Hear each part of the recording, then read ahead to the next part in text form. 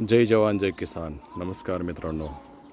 जल हे जीवन या उद्देशाने हा आहे मुळा उजवा कालवा.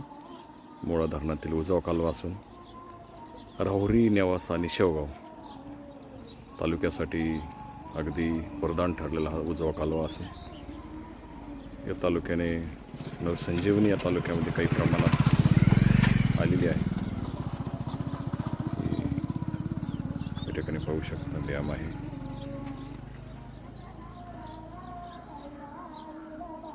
30 दिवसाची रोटेशन या कॅनलला त्या ठिकाणी असतं आणि परिसर सुजलम सुफलम, ऊसाची लागवड त्या ठिकाणी, कांदा बागायत क्षेत्र,